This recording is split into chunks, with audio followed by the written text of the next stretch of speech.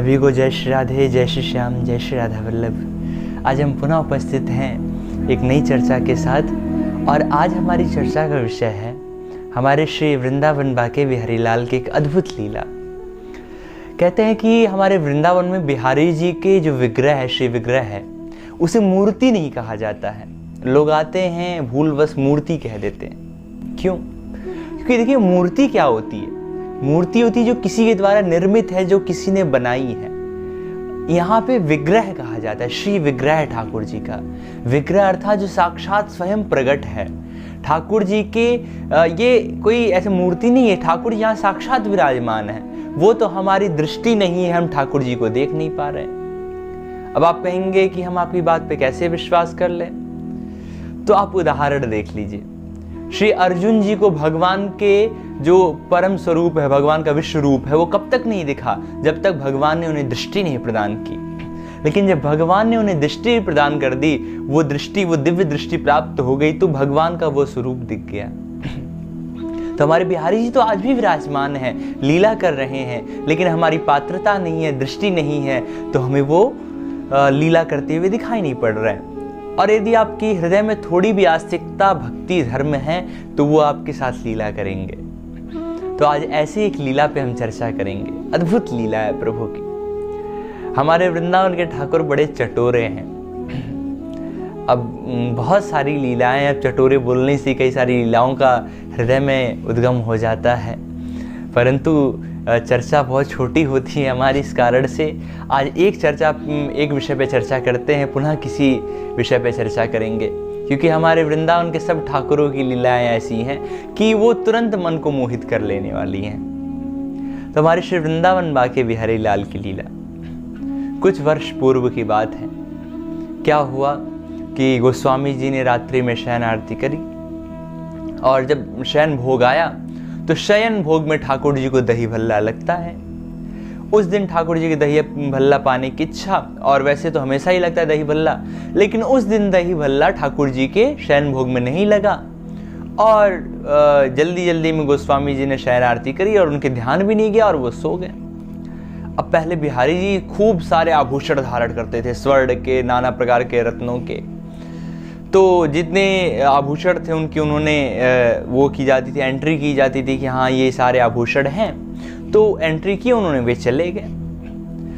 अब धीरे धीरे बिहारी जी का मंदिर बंद होते ही सारे जितने भी दुकानदार होते हैं अपनी दुकान बढ़ाने लग जाते हैं। तो सभी दुकान बढ़ा रहे थे, एक दो दुकानें खुली हुई थी।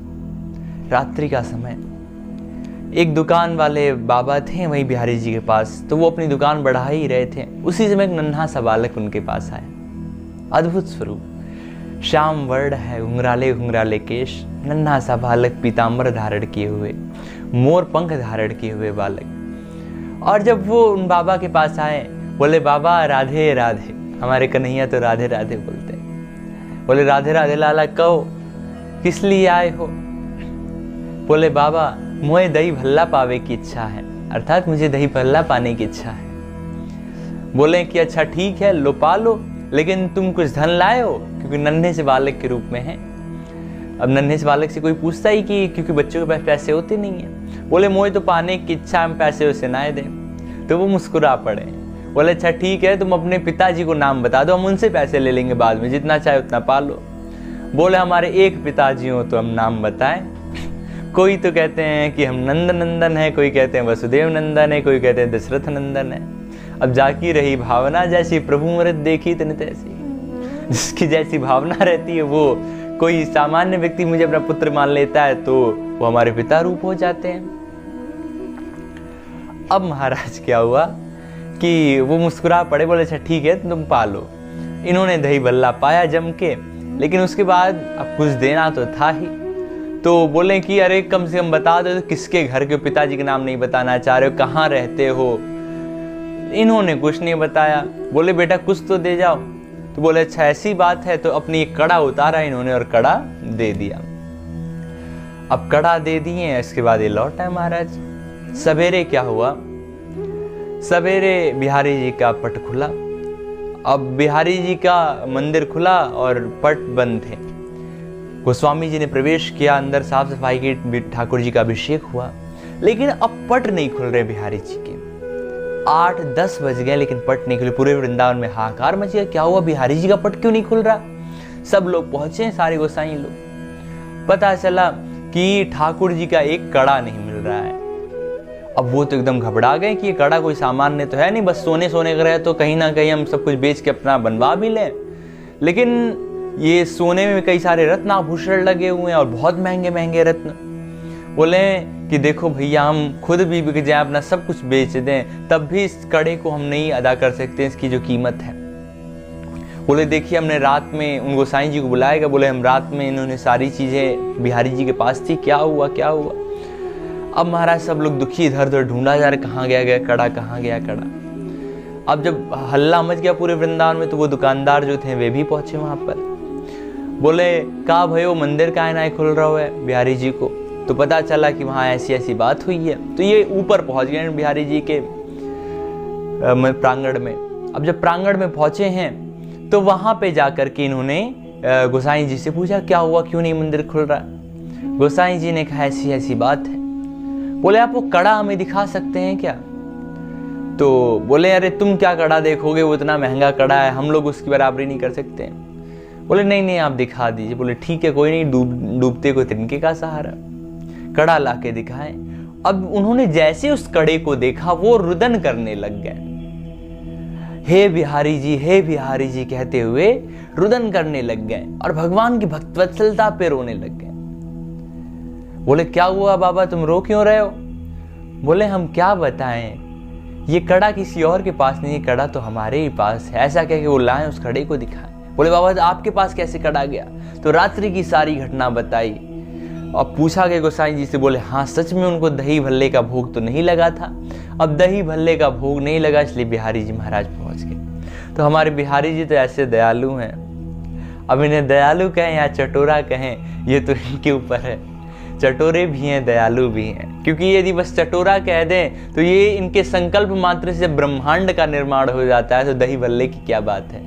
ये तो उन भक्तराज पर कृपा करना चाह रहे थे, एक ब्रजवासी पर कृपा करना चाह रहे थे, इसलिए ये लीला रच दिए। इसलिए तो कहते हैं कि हमारे ठाकुर जी यद्यपि त्रिभंग ललित हैं, 3 जगह से टेढ़े होकर खड़े होते हैं ये, लेकिन उसके बाद भी हमारे बिहारी जी बहुत सीधे भी हैं। अच्छा, हमने ये जो बात कही है हमारे बिहारी जी सीधे हैं, ये बात कई लोगों को पचेगी नहीं, क्योंकि ये सीधे तो है नहीं इतने। लेकिन हाँ, जब अपनी करुणता पे आ जाते हैं, भक्तवत्सलता पे आ जाते हैं, तो उनके समान सीधा कोई नहीं है। अभिज्ञ बन जाते हैं महाराज ये, बड़े बड़े ज्ञानी, जिनके ज्ञान के प्रकाश से संपूर्ण जगत में ज्ञान का प्रकाश छाया हुआ है, वे भगवान अभिज्ञ बन जाते हैं। क्या लीला का, एक छोटी सी लीला याद आ गई। श्री वल्लभाचार्य महाप्रभु के पास ठाकुर जी खेल रहे हैं। उसी समय क्या हुआ, एक वानर का बच्चा आया और उस वानर के बच्चे को देख करके ठाकुर जी डर गए और बाबा के गोद में बैठ गए। बोले बाबा मुझे बहुत डर लग रहा है। वल्लभाचार्य जी मुस्कुराए, बोले कि जिनके भय से स्वयं भय भी भयभीत होता है, काल भी जिनके भय से भयभीत होता है, वे प्रभु आप एक बंदर के बच्चे से डर रहे हैं। भगवान मुस्कुराए, बोले वल्लभाचार्य जी यदि आप हमें ऐश्वर्यमय रूप में भजेंगे तो फिर मेरे दृष्टिपात मात्र से ही मैं अपनी भ्रिकुटी थोड़ी सी टेढ़ी कर दूं तो उसी से प्रलय हो जाता है। तो इसकी बात आप मत करिए, आप वात्सल्य प्रधान भक्त हैं, तो उसी को आप बना के रखिए। तो हमारे बिहारी जी ऐसे दयालु हैं, तो इनकी भक्तवत्सलता दयालुता को हम जितना कहें उतना कम है। तो आज की चर्चा को हम यहीं पर विश्राम देते हैं।